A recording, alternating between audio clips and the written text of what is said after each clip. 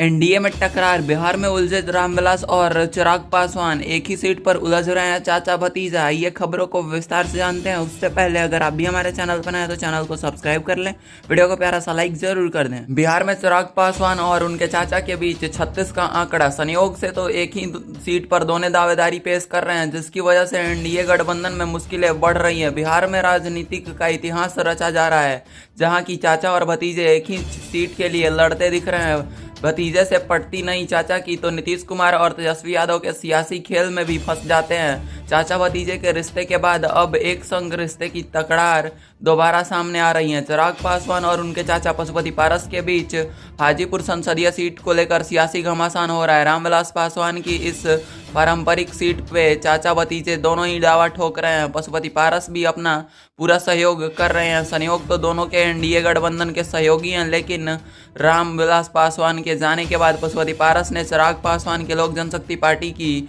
राह दिखाई थी। अब चाचा भतीजे की अदावत में मुश्किलें तो बढ़ रही हैं, जहां चाचा भतीजे दोनों ही अपनी अदावत पेश कर रहे हैं और एनडीए की कुनबे मुश्किलें बढ़ा रहे हैं। पशुपति पारस का कहना है कि वे हाजीपुर सीट से ही चुनाव लड़ेंगे, क्योंकि वह उनका अधिकार है। उन्हें भतीजा चिराग पासवान दावे ठोक रहे हैं कि खारिज किया जाए इनका यह बात। सर चिराग पासवान अपनी मां रीना देवी को सांसद बनाना चाहते हैं। हाजीपुर सीट से उतारने का फैसला भी कर लिया उन्होंने। यह उनके लिए बहुत ही बड़ा झटका था, लेकिन हाजीपुर से मां को लड़ाना चाहते हैं चिराग पासवान। पशुपति पारस का भी दावा है कि मुझे नहीं पता कि हाजीपुर संसदीय सीट के बारे में एक दूसरे की क्या सोच है, लेकिन मैं हाजीपुर सीट से ही चुनाव लड़ूंगा और यह मेरा अधिकार है, मुझे कौन रोक सकता है।